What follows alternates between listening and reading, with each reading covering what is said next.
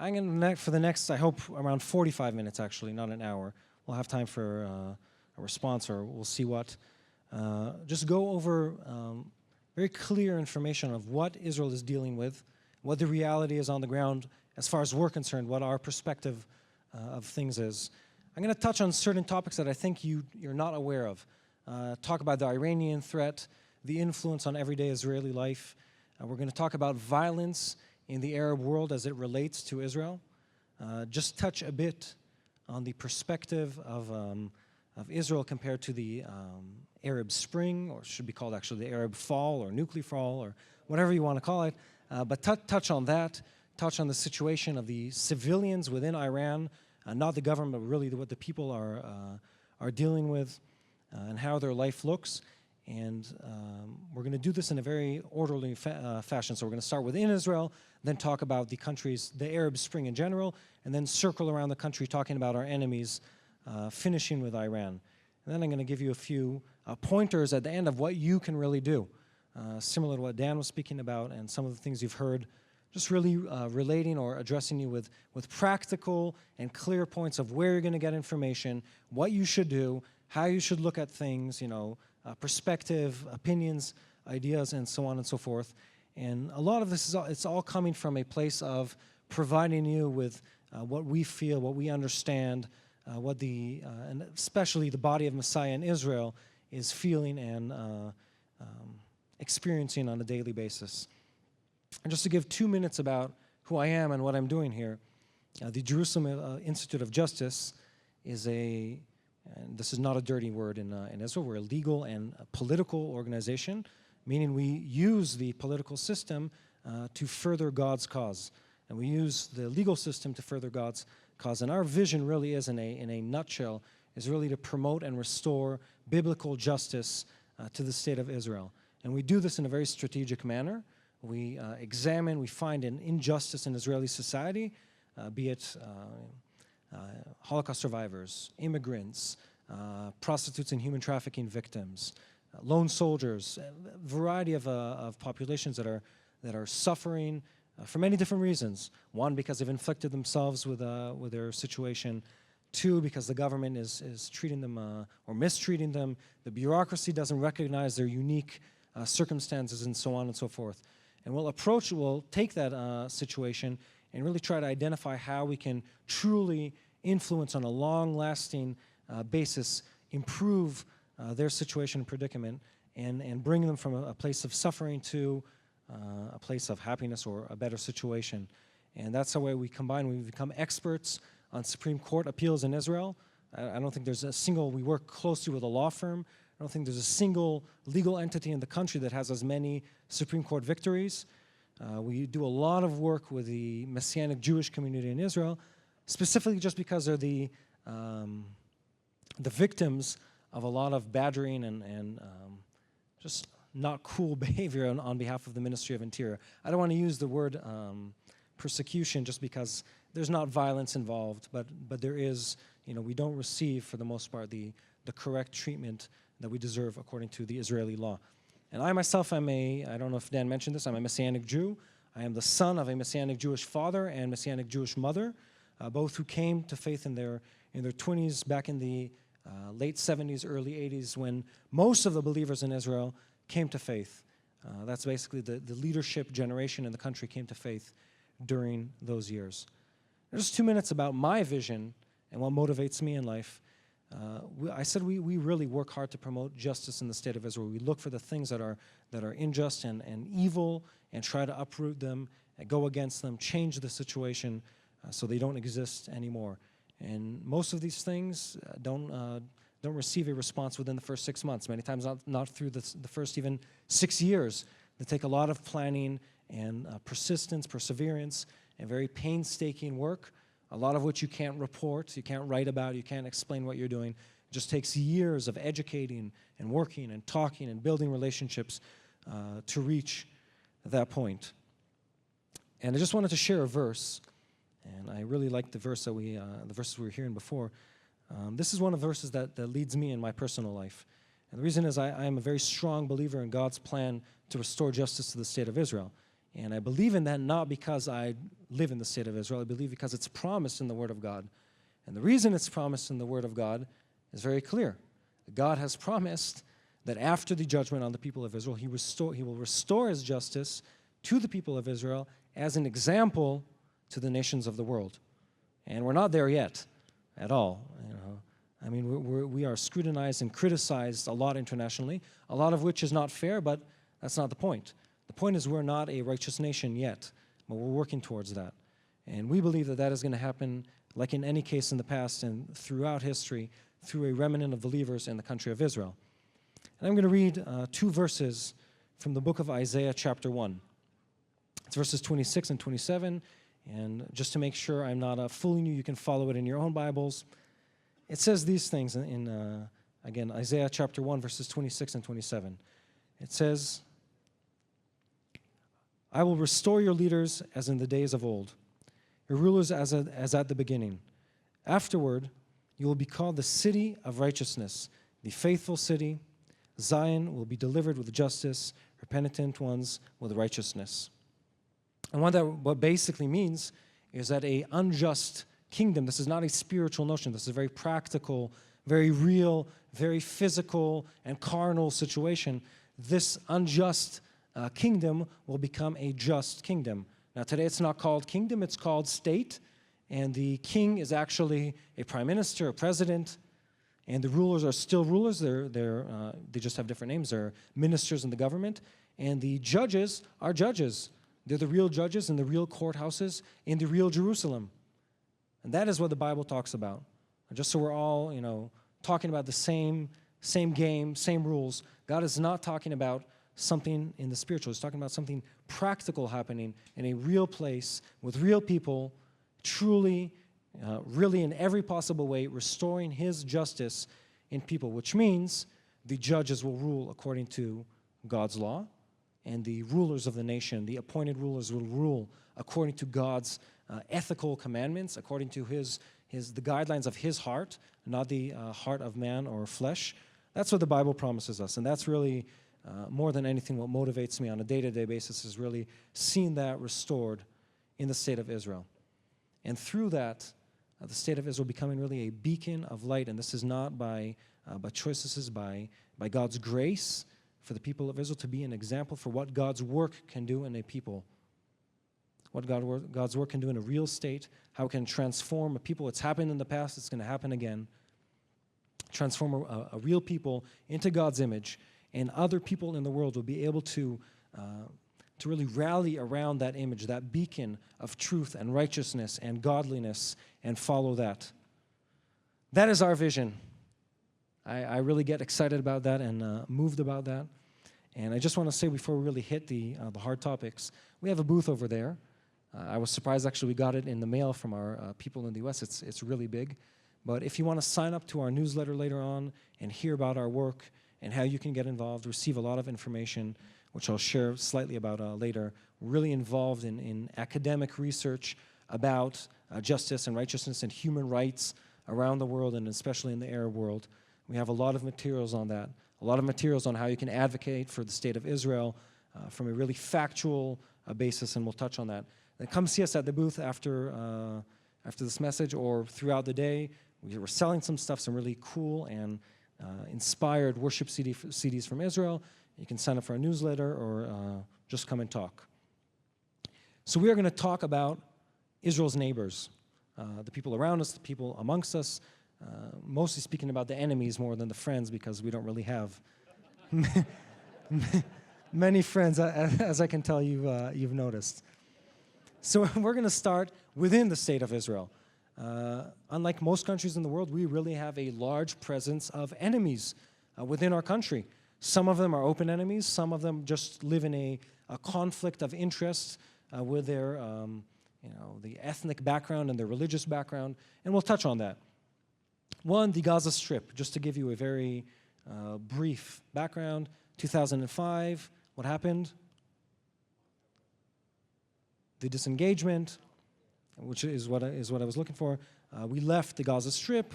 We had a very small number of settlers and a very large, surrounded by a huge number of Palestinian Muslims living around them, roughly, let's say, 1.5 million compared to under 10,000 Jews. We had a massive military presence within the Gaza Strip. I was there. I can tell you firsthand it was absolutely, did not make sense on the military level at all.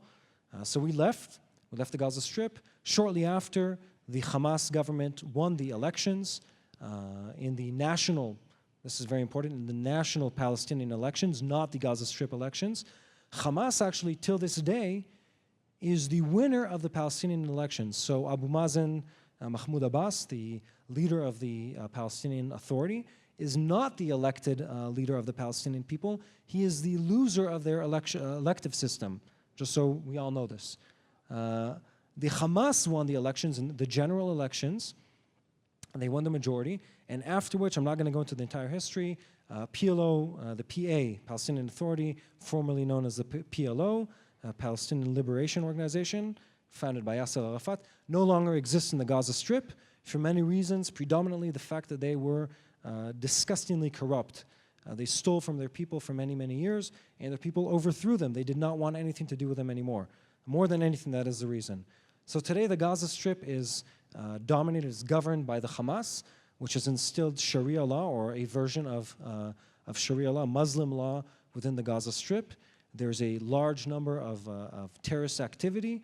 The vast majority, and I'm just throwing out a lot of information, the vast majority of people in the Gaza Strip live off foreign aid, be it European or American support to their government institutes, which basically pays for a good quarter of the jobs in the Gaza Strip. And the rest is basically paid by UNRWA, UNICEF, different UN agencies that feed, clothe, and pay salaries to everyone else in the Gaza Strip. They're very, very weak economy. They were based in the past mostly on working within the boundaries of Israel. They would come out of the Gaza Strip, drive into the Israeli cities, build our buildings, work in our businesses, and return sometimes at the end of the week and many times on a daily basis into the Gaza Strip. And that is obviously no longer existent. That's the Gaza Strip. I don't know if you follow the news. Earlier this week, there was an officer who basically had his two of his arms blown off when he opened a rigged, or it's actually a gate on the fence that surrounds the Gaza Strip. There were 2 civilians who were hurt in a rocket attack, one of many, many rocket attacks, and we'll show you pictures of that later on and some information on that. 2 civilians who were hurt, and this is an ongoing scenario, ongoing story. Civilians are attacked by the Palestinians who fire rockets out of the Gaza Strip. The Gaza Strip is armed and very much sponsored also by Iranian money, paying for the Hamas, paying for Islamic, Salafic activists or terrorists within the Gaza Strip who do their bidding, do their work. They promote terrorism and hatred within the Gaza Strip. And you'll notice throughout this lesson, I do tend to focus on the mindset and the feelings of the people, because I think that is, historically, it's incredibly important to see how the people themselves, not just the leadership, what the people are experiencing. I'm going to touch on the economics. I'm going to touch on their disapproval of their leadership, because it's important to understand historical processes, is really seeing what leads to social change, not just the leadership's decision, but what the people are feeling, what their morals are. I'll touch on that, especially when we talk about Iran and how their callousness to violence allows them to pursue the nuclear program. But we'll get to that later. The West Bank, number 2, just so we're all talking about the same areas. The Gaza Strip is pretty much on the middle to the west of the state of Israel. The West Bank is everything named by many, the West Bank, it's everything that is on the eastern side of Israel, actually. Judea and Samaria would be the correct historic names to those areas. And most of them are mixed between Jewish and Muslim Arab population. Majority of Arab population, but there are a lot of Jews. We're talking over 500,000 Jews actually living in those areas. By the way, I'm not going to go into numbers of Palestinian population, because there are no real numbers. The Palestinians again and again lie about the true size of their population. They vastly and wildly exaggerate the the size of their population. You can see that if you compare different researchers on the topic. I'm just not going to touch it. There are millions of Palestinians in the state of Israel, probably between 1 and 2 in the Gaza Strip, and again, probably around 1.5 in what is known as the West Bank, so the rest of Israel, with the exclusion of the Israeli Arabs. Just so we're all talking about the same thing. The West Bank, for the last, basically since Bibi's been in office, but also before that, we've had a peace process that's been going nowhere with the Palestinians. Twice in the last 2 years, they've attempted to unilaterally declare statehood in the UN or receive some kind of international approval without doing anything to win that approval. And I'll explain that sentence. The film you watched earlier today that Donald played, that's our film. And I'm happy you showed it. We created that film a year and a half ago. We had a demonstration in New York. We had around 3,500 demonstrators, possibly more than that actually, outside of the UN headquarters in New York, demonstrating the Durban Convention. Long story short, it was the international community, again, using the UN structure to really attack and blame Israel for a whole lot of things that never really happened. The Palestinians were going to ride on that wave of hatred and anti-Semitism and anti-Zionism, ride that wave all the way into the General Assembly of the UN and try to win approval. They didn't, mostly because of the fact that America boycotted or vetoed the decision. That was the main reason, and thank you for doing that. It means a lot to us, and we'll touch on the American-Israeli relationship later on. So here we have the Palestinian people, and here we have the Israeli people. We are not at peace, but guess what? We're also not at war. We're just there, and they're there, and we haven't really been doing anything about it for quite a while. Something I do want to touch on is the fact that the Palestinian people are poor. And how poor? Poor enough for them to go out and demonstrate in the last couple months. It's what they're calling the Palestinian Arab Spring. They're demonstrating against their government for the state of impoverishment and unemployment and complete poverty and terrible economy that they have. And they're really dependent on the Israeli economy, and the work of their government has really prevented a lot of that financial cooperation that used to exist. Most Israelis want to have a peace agreement with the Palestinians. Most Palestinians want to have some kind of understanding with the Israelis. And most leadership on either side doesn't want to make any consents to lead in that direction. In fact, I would say most Israelis and Palestinians today would state that they believe peace is not feasible within this generation. We're going to have to wait till the next generation to even start seriously talking about it. In the meanwhile, we're all in the same country, pretty much. They are very much dependent on us for we pass a lot of taxes to them, gathered through various means. Basically, Palestinians who get paid in Israel, we transfer their income tax to the Palestinian Authority, and a lot of the port taxes also to the Palestinian Authority, and that pays their salaries. Not only we pay their salaries, also you pay their salaries, and the UN pay a lot of the Palestinian salaries.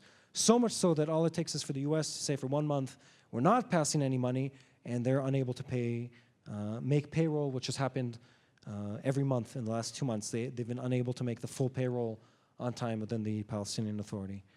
So that's the situation there. The population is not happy. They do not like living under the Palestinian Authority, and many of them try as much as they can to move into Israel, become Israeli citizens, so to speak. Moving on to Israeli Arab citizens. Israel has approximately 8 million citizens. I'm not talking about the Palestinians. They are not citizens. They are Palestinians who reside within the boundaries of historical Israel, if you understand what I mean. They're not part of the state of Israel. We don't control them. We don't have jurisdiction over them. They're not Israelis. The Israeli citizens of 8 million approximately include over 1.4 million Arabs. Almost all of them are Muslim. There are very few Christian Arabs left in Israel, very small numbers, relatively speaking, especially compared to the past. 1.4 million Israeli Arabs. Most of them live in peace with the state of Israel. Most of them, they don't serve in the army, naturally, but they do pay their taxes, they do receive government services. It's honestly not to the same level of the Jewish citizens of the state, but there's a whole historic and cultural problem there, but I'm not going to go into that. But really, it's a somewhat peaceful understanding between the Arabs and the Jews in Israel, of the citizens of Israel, as much as you could, having them live in a Zionist and Jewish democracy. So they do vote. They have members of Knesset, most of which deny the right of the State of Israel to exist, but yet we pay them a government salary and a government pension. In fact, we still pay a pension to this day to a member of Knesset who was convicted. He was found to have assisted the enemy during a time of war. He helped the Hezbollah during the Second Lebanon War and fled the country when they were onto him. He still receives a government salary. So Israel is a very inclusive democracy, painfully so at times. But just so you know that. Just to talk about Israeli-Arab terrorism, we have had, this is after 2001, several cases where the terrorist organizations have recruited Israeli or Arab-Israeli citizens, mostly from Eastern Jerusalem, and they use them to execute terrorist attacks because of their inability to get into Israeli population, basically into major Israeli metropolitans. So they've used Israeli Arabs who work in Israel and obviously can move freely, use them to have terrorist attacks. Many of them have been, or several, for instance, have been tractor attacks, like a bulldozer just driving through a city, running over cars and people, and so on and so forth. But that is something we've had to deal with. In 2002, or 2001 actually, there were riots within the Israeli Arab community. There were over a dozen Arabs who were killed in those riots. After that, there was a huge number of internal investigations and so on and so forth. We've really restored the relationship since then, and for the most part, they are a minority in the country, but we do live, for the most part, again, in peace and in understanding with them, with the Israeli population. That's internally. And just one sentence about foreign influence in Israel. Not only does the Palestinian Authority receive aid from other countries, many nonprofits in Israel, too many nonprofits in Israel, receive foreign aid that is not aimed at bettering Israel. On the contrary, it's aimed at promoting an agenda that is negative, contrary to the benefit of the Israeli public. For the most part, it's an extreme leftist, extreme liberal agenda that denies the right of the Israeli state to exist. And I mention this because it's important, because it's a lot of money, and it fuels a lot of the law cases against the state. A lot of the Supreme Court appeals that are coming from that direction are financed by the Belgian government, by Norwegian governments. It's countries that have been corrupted by ultra-liberalism, and they're unable to even, I don't know how they dare intervene in a different country's internal affairs, but they do. And we've had a lot of this internal discussion in the country about that topic, but it still happens. In fact, we've recently realized we were the only organization within the State of Israel that provides human rights-related pro bono legal aid that is not an extreme leftist organization. The only one in the State of Israel. And there are dozens that do provide free aid to anyone who's not an Israeli. Illegal immigrants, migrant workers, Palestinian, anything, as long as they're not an Israeli citizen. But that's something we have to deal with, and we do. But it is part of it. I want to take like 2 minutes to just go over the Arab Spring, and it's not really a spring. That's why it's written that way. But anyway, I want to just go over so you see how wide the scope of this phenomenon is. And it's sort of hard to see the letters, so I'm gonna read it out. The dark blue one is revolution. The maroon color is civil war. The lighter blue is sustained civil disorder.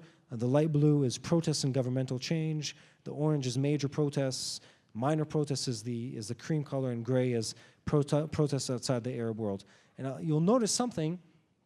In fact, on the entire thing, the only state that is untouched within the Middle East is the State of Israel. And it's quite interesting. Obviously, we're not part of the Arab world, but just so you see how they've been touched by every single country in the Arab world has been touched by violence, has been touched by civil war, or they've overthrown their government. And for the most part, the result has not been very positive. And we'll get to talking about our close neighbors. We really don't have the time to talk about everyone. But the countries that have overthrown their government are still dealing with a huge amount of internal domestic terrorism, one faction fighting the other, a complete lack of human rights, of terrible violation of women's rights, obviously no democratic elections or anything like that. But just so you understand the mess that the Middle East is in, and within all that, the one you're going to hear about the most is Israel. We really haven't had anything to do with the Arab Spring, unless you ask Assad or Mubarak, who blame us for everything that happened in their country. But besides those two people, we really have had very little contact or interface with the Arab Spring, with one exception, which I will touch on later on when I talk about the influences on Israeli society. And we're going to talk about Sudan and Egypt, how we're dealing with their mess. But that's later to come in this presentation. So just so you see, keep that image in your mind. So the entire Middle East has been touched and put in this huge upheaval and war state of conflict internally. So everything's been a big mess for quite a while, which really relates to how our neighbors are faring and how our border situation has been. So let's get our hands dirty. We're going to talk about our neighbors.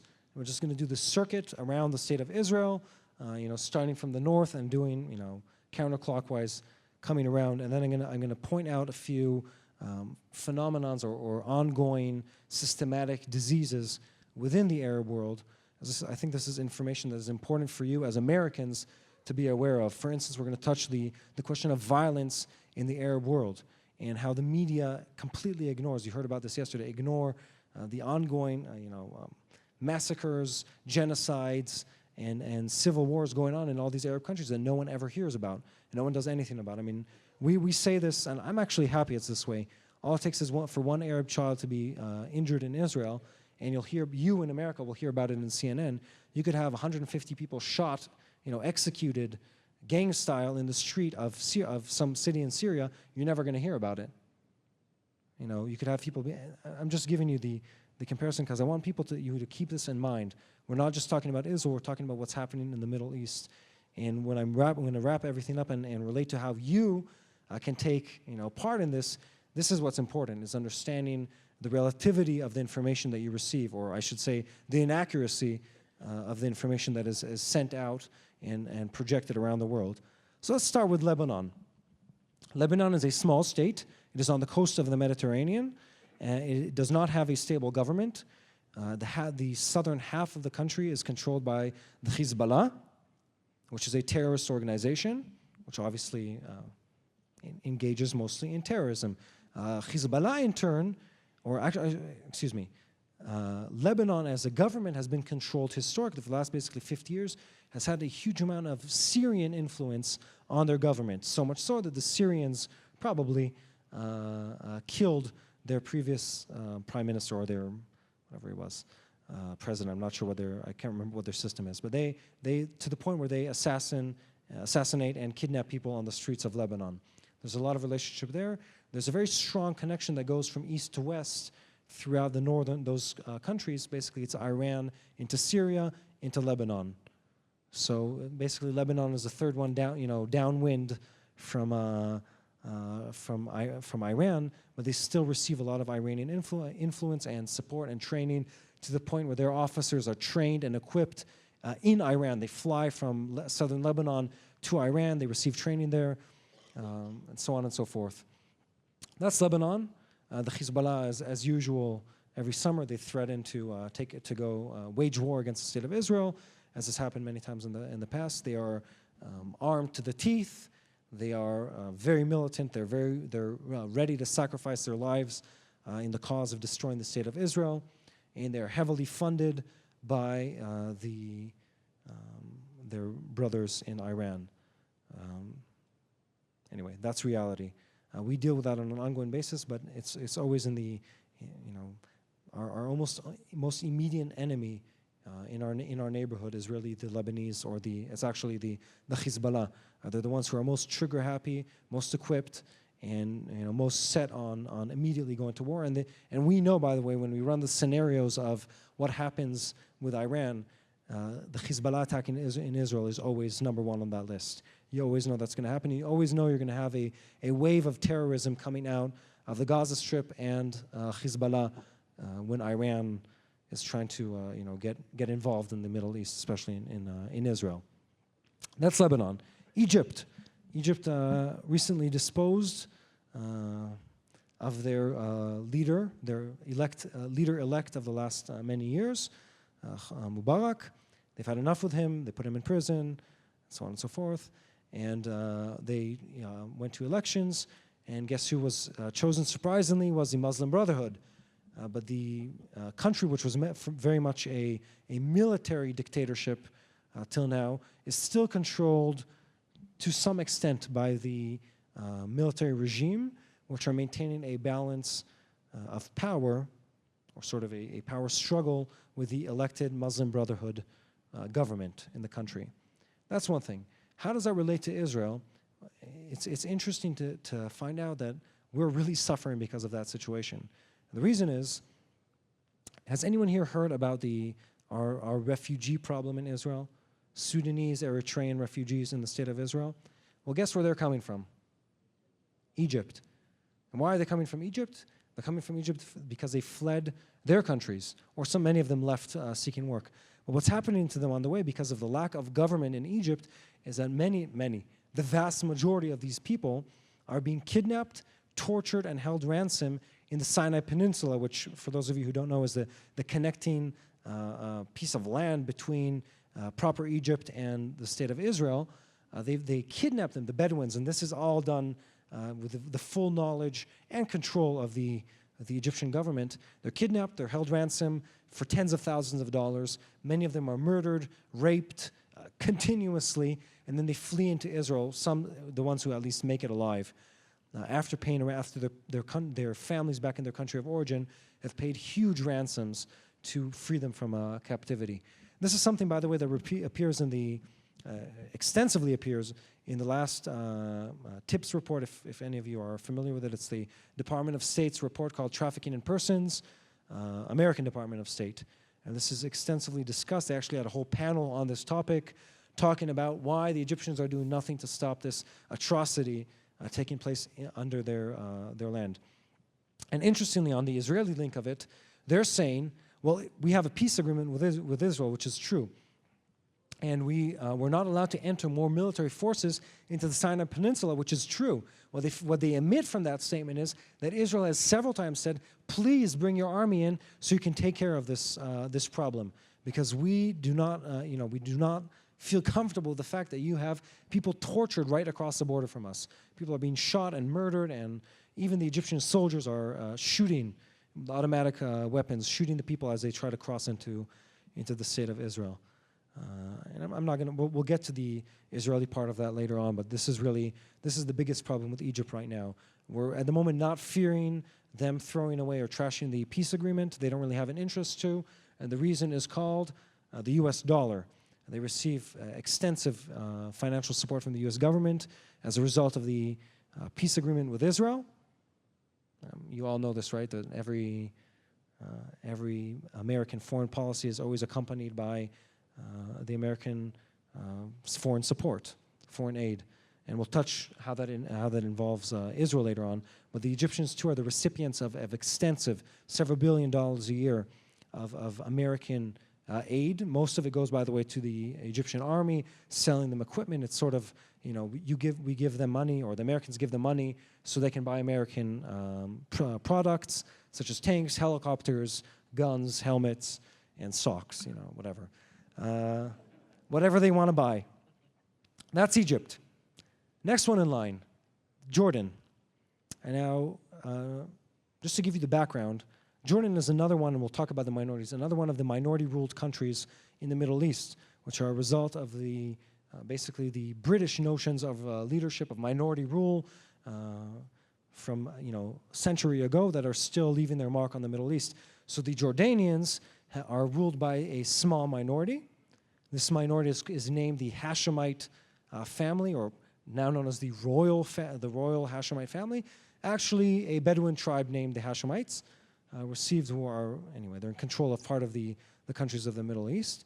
They have a majority in the state of Palestinians, in Jordan. So large, in fact, that they won't even disclose how big the majority is for fear of the majority overthrowing the minority from ruling the country, which is what is happening in Syria right now, by the way. And they've had problems with that in the past. If anyone's familiar with Black September, previous King Hussein had to deal with a wave of terrorism from the Palestinian people, which resulted in the expulsion of tens of thousands of them and the death of almost, I don't want to throw out numbers, thousands of Palestinians in Jordan back in the 80s. So the Jordanians have had a lot of, let's call it, sounds of uprisal in the country, and they've quickly taken care of them and removed them to the point that they're not really suffering from that. But the way it affects Israel is they are very cautious about saying anything supportive of the state of Israel, and it's been this way for several years because of their very strong Palestinian majority in the country. So anyway, I'm not going to go into their whole system, but they have to be very careful about what they can say and how they can cooperate. So it's taking down our warm peace agreement down to a very cold and distant friendship. Syria, this is interesting. Syria has a huge, huge amount of casualties. How big? Above 70,000. Huge number of casualties. They are butchering their own people. They are killing them in the hundreds, sometimes a day. They've had armed militias just showing no mercy at all. Just they've been bombing cities. They've been using artillery, tanks against their own people. It's really a very ugly and painful situation, and it hurts me personally to know that exists right across the border, and we can do nothing about it. The international community has been, they couldn't care less. The main reason would be that there's nothing worthwhile in Syria. There's no oil, there are no natural resources. They're just a poor country in the middle of the Middle East, and no one cares. How much does no one care? To the point where there have been well over 250,000 of refugees who fled into Turkey. They've been bombed in Turkey by the Syrians. The Turks have obviously retaliated, but it's just this insane situation of a country being torn into pieces, being murdered by its own leadership it's been 2 years, and no one has done anything at all. That's Syria. That's our neighbor from up north. By the way, they too receive a huge amount of Iranian support. They're basically the go-getters for the Iranians on the Israeli border. They have been that way for many, many years. They're supported by them financially. They're supported by them on a leadership level. And today, even on a military level, there are Iranian soldiers from the presidential guard inside Syria killing Syrians. So that's how close of a tie it is. And I just we're going to go to violence in the Arab world, but maybe I'll skip that. I want to talk about minority rulers in the Middle East, just so you understand the background to this. Back in the basically the 1910s, 1920s, England, or the British Empire back in the day, was involved in the Middle East. What is the Middle East? Basically Saudi Arabia of today, Jordan, Syria, Lebanon. They were involved in all those areas, and they were trying to use, this is before World War I, they were using the locals to fight against the great empire, or the great dying empire of the time, the Ottoman Empire. And the family that supported them was the Hashemite family. And in return for that, they received governance. They received the ruling power over vast areas of land, huge deserts. And in many cases, they're a minority controlling a majority, such as the case in Jordan, Saudi Arabia. Lebanon's a different story. Syria is a tiny minority. In Syria, by the way, the minority group is called the Alawites. They're probably 10 to 11% at most of the population. And the result of that is, by the way, is going to be, and we're going to talk about, feast your eyes on this in the meanwhile, on death tolls. The result of, by the way, of minority governments being overthrown is internal terrorism in those countries. What is an example to that? Libya. Libya overthrew. Who was the leader? Thank you. They overthrew Gaddafi, and Gaddafi's clan, which name I can't remember, or probably pronounce, Gaddafi's clan is armed to the tooth. They have a lot of money because they've been in control for several generations. So they've been fighting and killing at the transit government in Libya. Same thing is going to happen in Syria, for the reason that if Assad is overthrown, if his Alawite minority doesn't fight the Muslim majority, they will be killed to the last person. Not only them, by the way, also the Christians and the Druze. Anyone who's a minority is going to be killed or very close to that. They're not going to be very patient towards the minorities. So the result of him being overthrown, or the result of the Jordanian Hashemites being overthrown, is going to be very clear. It's internal terrorism for a very long time. These people have had several, for the most cases, 3 to 4 generations to arm themselves and seize positions of power, and they will not go without a fight. And they're definitely not planning to. So just so you can get the proportions of what's going on in the Arab world. And the next slide is going to be death tolls in the entire world compared to Israel, which is an amusing picture altogether. But just so you see the numbers. You have Sudan, it's 2.6 million. Afghanistan, 2.5. Iraq, 1.5. Bangladesh, 1.4. These are just Muslim countries. And on the bottom of that list, and you saw that in the movie earlier today, 60,000, which this, by the way, is a chart from a year and a bit ago, so it's no longer relevant, because Syria is between Chechnya and Israel. These are all Muslim countries, by the way. They're higher than 60,000. So there are 60,000 Arab casualties in all the war, 5 wars plus ongoing conflict for over 60 years between Israel and the Arab world. 60,000 casualties. The vast majority of our soldiers in the Arab armies. And the next number, 7,400, which is a high number without any doubt, but obviously much smaller in proportion to all the other numbers. That number is the number of Palestinians or people in Palestinian territories killed in 64 years of struggle or conflict with the Israelis. That includes, of course, Operation Cast led many large-scale military operations within the Palestinian territories, but that isn't the death toll on that. So you put that in scope of this, and you understand how biased and just unbalanced the media you're receiving is. I mean, if you actually look at the media exposure you're going to be getting about acts of violence in the world, the green is going to be Israel, and the blue is going to be the rest of the world. This is reality. This is since 1948, or 45 actually, I believe. The contribution of Israel to the violence in the world. That is our part. And that's the rest of the pie. So just to put things in proportion, this is reality. And if you flip that, that is the portrayed reality in most of the media sources in the world today. So much so that you have to, I would guess that if you ask most people around the world, they wouldn't believe this information. They'd be sure that you're lying to them, because it's not possible you're hearing about the genocide and the acts of violence in the state of Israel. And I'm, by the way, all for healthy criticism of the state of Israel. Don't get me wrong. But, this is reality. This is reality. That video you saw earlier today, they are reality, and not what you receive, which we'll get to that later on. And we've touched the minority rulers. So let's talk about Iran and what we can do with Iran, what we're supposed to do with Iran. One, let's start with the history. Iran and Israel were not always enemies. In fact, we were best buddies back in the day. Before the Muslims overtook I'm dead serious. We were really, really good friends, as good as friends can be in the Middle East. Back in the day, we sold them technology, including military technology, including the best military technology of the time. We were really good friends back then.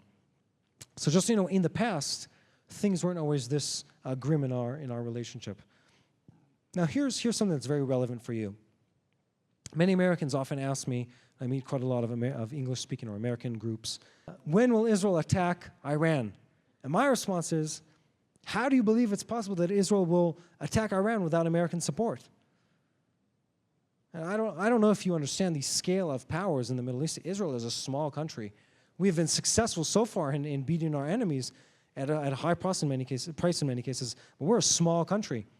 And the Iranians are not a small country. And we will suffer a large casualty toll on our population, our civilian population, if we attack Iran.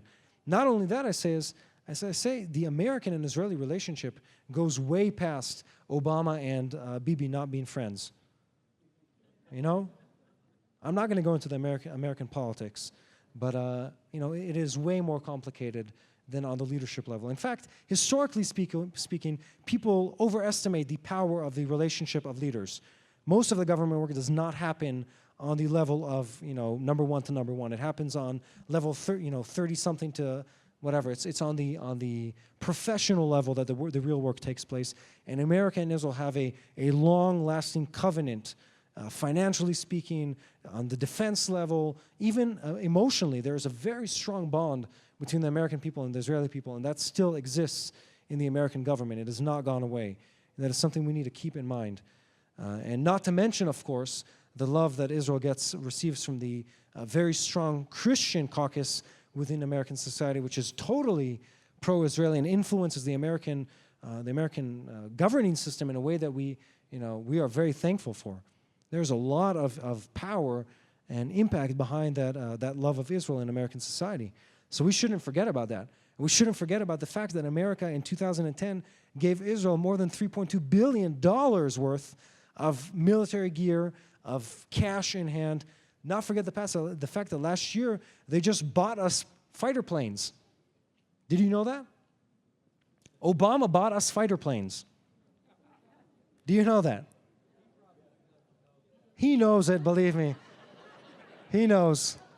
But just so you understand that the picture, I'm against this very, black and white portrayal of the Israeli-American relationship. Obama does not have to be BFFs with Bibi for our nation's relationship to continue. The point is there is a long-lasting relationship also in the government institutes between America and Israel. And we shouldn't forget that the Americans are committed to Israel financially and committed to Israel on the military level. And that's why my personal belief is, and I'm not going to say more about this, I don't believe that Israel will enter a military strike or preemptive strike against Iran without America, at the minimum, being behind the scenes involved in it. Because I don't think we would venture out unless something very extreme happens and Obama's, he's voted into office. I don't know, they'd really have to go AWOL for them not to, for us not to do something in cooperation with them. At least guarantee the second wave of the aerial strike, something. I don't see us doing it without even consulting the Americans. I don't see that happening. And I do a lot of media work. Actually, I'd say 30% of my work is probably in the media in Israel, newspapers and journalism and so on and so forth. And I know how these things work in politics. And a lot of this was almost a charade between, it's a facade that they were creating for the international community. Basically, Bibi and Barak saying, we're going crazy here. We're going to kill the Iranians. And Obama's administration saying, half as a joke, but they were really saying this publicly. Oh, help us hold back. The Israelis are about to go crazy and attack the Iranians. And then the international community responding, and I'm thankful for them doing that because it really has been working. Responding by setting in place, implementing a huge line of restrictions, mostly financial, on the Iranian people, which have been taking their toll on the Iranian government, which has to deal with the fact that a chicken there costs pretty much the same amount as like 5 chickens in the U.S., and they're not a rich country. It's really taken a toll financially on the Iranian people. So I mentioned before that I am a fan of really following a process within a people. What the values and the mindset and the understanding of reality, the perception people have about situations in countries and how it influences their decision making as a nation. For instance, I read endless amounts of books about the German society during World War II. How they were complacent, what led to that, what led to their fear of the government that prevented them from taking action. And I'm going to throw out a few ideas here on the human rights violations in Iran. Example, in Iran, if you're homosexual, and God loves homosexuals, if you're a homosexual, the government might force you to change your sex from male to female to solve your problem. Okay, this is the kind of stuff. People are arrested off the street without any charges made against them. They're held in custody for months or years at times without any charges being made, without their families knowing where they are. People are shot in the streets in Iran. There's a lot of violence in that regime. It's actually government. A huge amount of violence in that atmosphere of life. And that takes its toll on the population of that country. People do not go for 2 generations without the environment they live in affecting their morality and their message box about what is right and wrong. It really does take its toll on the people. So I want you to see this thing as an example so you understand how much the Iranian people suffer from their government and how callous they've become to arbitrary acts of violence. And this is what happens in Iran. So here we are on the top part, the blue and red and dark blue bars on the top. They represent different reports on the number of executions in Iran. The problem is in 2010, there are no reports except for one, which is the Iranian human rights, because no one else was allowed into the country. But the death toll is definitely up, and it's been up since. The bottom half of that chart is the official. This is government speeches of incitement against Israel in Iran. And I want you to, there are 2 processes that are happening here. One, they are speaking hatred and violence off every possible stage in Iran. That's the bottom chart. They've been doing it more and more often throughout the years, just talking about killing and violence and destroying the Jews and destroying the Zionist devil in their words. And of course, every time they say that, I don't know if you follow the Ahmadinejad's speeches in the UN. After saying, "I will destroy the Jews," he claims that he was misinterpreted by the translators. This it happens every year. It's actually quite amusing. If you'll follow it, you'll see there's a report. He says, he'll say, "The Zionist regime must be destroyed," and then he'll say, "No, I was mistranslated. The actual translation is, I am not in agreement with the Zionists," something ridiculous like that. It's almost as if it's a joke to him sometimes. But he's not joking, obviously. And he really is preaching violence and hatred and destruction of the state of Israel. And at the same time as he's doing that, it's almost like a puppeteer. He's waving one hand, hatred, destruction, Zionist devil, and on the other hand, he is sending people to the gallows. That's what he's doing with his other hand. And you need to understand the reality on the ground in Iran. It is not just that the country is gearing up to war. They are living in a state of fear and violence, and the government has the ability to make people disappear like that. And we're not talking to this is not a democracy. You cannot call up your lawyer. You do not get a phone call from prison. They make people disappear. They make families disappear. This is the kind of government they're living under. And this is the kind of violence they're exposed to. Hundreds of acts of execution a year. And these are not, by the way, this is not for premeditated murder. This is not for, rape. This is not for any heinous crime. This is for crimes against the government. Not counting the people who are not recorded as executed because no one knows where they even disappear to. So this is the reality of life in Iran. And the reason I'm mentioning this is because, being exposed to violence over a long period of time, as any parent with kids who plays video games would know, being exposed to acts of violence makes you callous to violence. It makes the Iranian public accept speeches that say, "We will wipe out the Zionist devil. We will nuke them. We will bomb them. We will erase their cities." They are preparing their society to extreme acts of violence. They're preparing them mentally and socially. They're completely destroying the scale of morality in their society, saying this is good and this is bad. They're corrupting it in a very intentful way. They did not do it by mistake. It is not, it didn't just happen. They don't just enjoy speaking against Israel. They're preparing their society for the planned destruction of the state of Israel. And I'm not going to go into biblical prophecy, but we know they're going to try. So just so you understand the process going on, and the Iranian people have been exposed for decades to violence within their society. By the way, they're not just violent and hateful towards the Jews. They're violent and hateful also towards the Kurds. They're violent and hateful towards the Christians. They're violent and hateful towards anyone who is not Ahmadinejad or, the close friend of one of the people in leadership. They are not a peaceful people. They've become a people of hatred and destruction.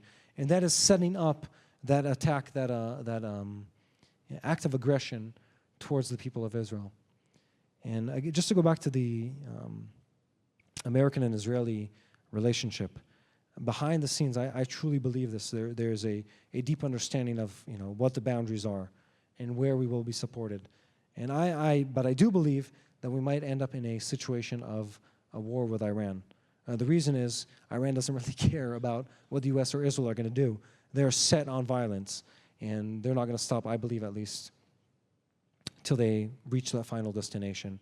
And of course, we'll have to be met with mutual violence and retaliation on the other side. So I want to talk about the impact of on everyday Israeli life. This is my last point, and then I'm going to give you some very practical things you can do. I also want to address some of the things that were said earlier in this conference. Just touch the impact on everyday Israeli life. Number one, the budget. We spend a ton of money on defense. By a ton, I mean 20% of the 2011 budget was spent on defense. By 20%, I mean actually a lot more, because in the budget book, 20% goes straight to the defense ministry, but then every other ministry has budget-related costs. If it's the added cost of security, or flying or guarding Israeli diplomats internationally, or putting anti-air-to-air missiles on El Al planes, whatever it is, there's an added cost to it. So at least 20% of our national budget goes to defending our country. That is very high. That's high for dictatorships. That's higher than the Germans during World War II. That's how high it is. Very high. And that's at a year of peace, by the way. This is how high our defense budget has to be. And we have a very large army, proportionally speaking, of course, to the number of people in Israel. Very large, very well-trained, enormous reserve army. I'm an officer in reserves too, and we have, I'm not going to go into numbers. There are a lot of people in the Israeli army, and the army is no cheap feat, as you definitely know. Then there's the budget. Then we have the question of emotional distress, and the way being in a continual state of friction, or being surrounded by enemies, or more than that, being afflicted by attacks, ongoing attacks, really influences society. And forget post-traumatic syndrome of soldiers and victims of acts of terrorism, but the research that's been done in southern Israel in the last couple of years is just devastating. It has destroyed families. Being exposed to this ongoing violence, this ongoing threat, has really it's grinded away at their emotional and their mental barriers. And we're talking thousands and hundreds of thousands of families who've been in the line of fire, who are just suffering from various syndromes, starting with learning disabilities for the kids to marriages falling apart, financial problems. It's this whole list of problems that people are exposed to.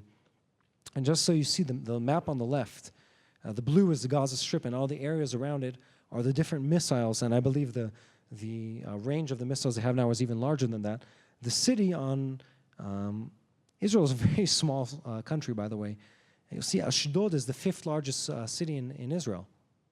This is a very, very big city. That's Ashdod. And they're right inside the bottom of the cream-colored part of it. The number of rocket attacks on the state of Israel, it's this ongoing grinding and onslaught on the Israeli public, and it's really taking its toll. Quickly, because I have other things I want to talk about. Security checks. Just these are pictures from everyday Israeli life. When we go into the mall, we walk through a metal detector, but we don't need to take off our shoes, thank God. Which I'm still shocked they haven't figured out. The security fence, which is actually, this is not a representing picture because the security fence is predominantly actually a fence, not a wall. I don't know if you knew that. Only 2% of it are a cement wall. Everything else is a fence. Whatever. Of course, they like showing the picture of the image that doesn't represent the reality. Roadblocks, armed soldiers in a store in Israel. These are pictures of Israeli reality and the influence it's had on our society. Now, the last thing I want to finish with is I talked about the way you've been exposed to Israeli society, and obviously we've become a militant society to some extent, although we have a very strong left wing in the country. because of this exposure to war and violence and so on and so forth. But the recent rounds of violence in the Middle East have had nothing to do with Israel, and we've still taken a huge hit by this violence. What I'm talking about is the refugees coming in, or migrant workers, call them what you want, coming in through Sudan or Eritrea to Egypt and to Israel. The violence in their countries is forcing them to flee their countries into Israel. And what's driving me mad is they're pointing the finger at Israel for being mean to the migrant workers. They are being killed in their own countries. That's the reason they're fleeing. And then they're being killed by the Egyptians for coming into their country, so they flee to Israel. This is the reality on the ground. This is what we're dealing with. And I just want to say, honestly, as an Israeli, we were having a very hard time dealing with this. One, because we are afraid of the demographic threat of having tens of thousands of immigrants coming into our tiny nation, and it is a threat.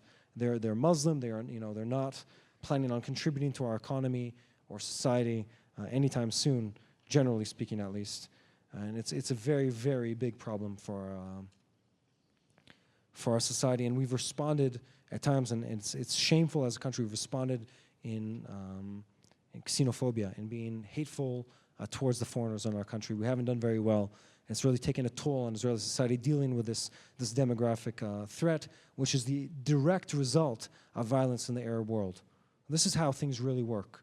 And there's always the other side of the coin. That is why they're coming to Israel, and we're having to deal with this violence in our own in our own house. A few thoughts I had about what you can do. What you're supposed to do, what you're called to do. But I wanted to actually answer a technical question before I go to there. Several people, or quite a few people, have come and asked me about different organizations in Israel. Should I donate to this or that, or what about this guy or that guy? And Dan was, giving you a few examples.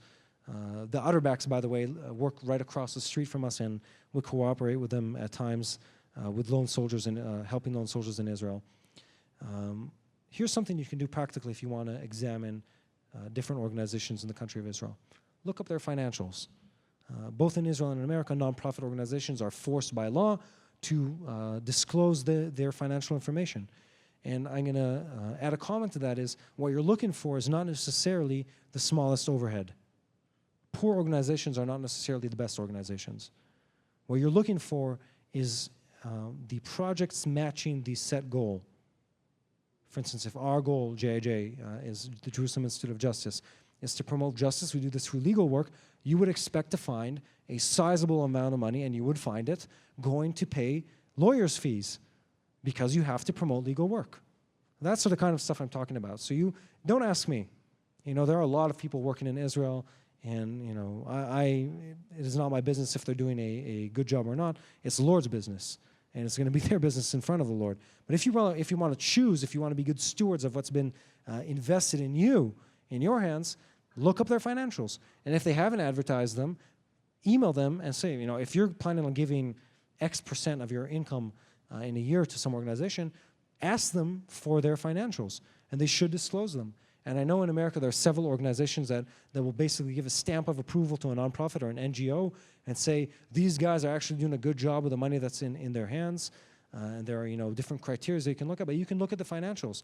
Anyone here can look at a expense sheet and see where the money is going. And if 50% of it is going to fundraising, it's not a very good use of the money. You can just follow, look for the set goal and then the expense. Now here's what you can do practically. I want to say first that Israel is not perfect. We're not a perfect state. We're not a perfect nation. We're not a perfect people. And God didn't choose us or fall in love with the idea of Israel because we were perfect and easy. And so I think the first thing you need to do is abandon that idea of this perfect entity. It doesn't exist. It's not there. And what you need to do, and this is item number one, or bullet point number one, is find the truth. And the reason I'm saying this is you need to find the truth in a world of relative facts. Example, the truth of God is a very black and white thing. There's good, there's evil, there's white, there's black, there's yes, there's no. And you go into the political sphere, there is no black and white. It's all gray. It's just varying shades of gray. And you go into the media, it's all shades of gray. So you need to be able to pinpoint the truth and the reality in that world. And again, if you sign up to our newsletter later on, we send out a good amount of information about what's really happening in Israel. And if you're looking for media sources, look for sources that have firsthand access to original materials in Hebrew. Not a translation of what someone who doesn't speak the local language writes, but what someone who actually has a broad understanding of what's happening in the country, someone who can receive the original, the raw news from the ground and can interpret that, and there are several media sources that do that. 2, you can pray for us. You can pray for the state of Israel. As I mentioned in the beginning, you can pray for the justice, for God's justice in the state of Israel to really take hold of our nation. And 3, which several people have asked me, is how you can influence your own society. And you can influence your own society by the two of the, both the above. Is 1, you can find the truth and pass that truth on to the people around you. 2, you can pray so people are, exposed to that truth and believe and accept and, really take in what that truth truly is. It's not easy, you have to find the information. You have to really figure out what reality is. But, my perspective on this is I don't, today is, in a way, it's a very good use of my time, but strategically speaking, I'm preaching to the choir. Because you already, you wouldn't come to a conference called Strategic Perspective on Israel if you hated the state of Israel.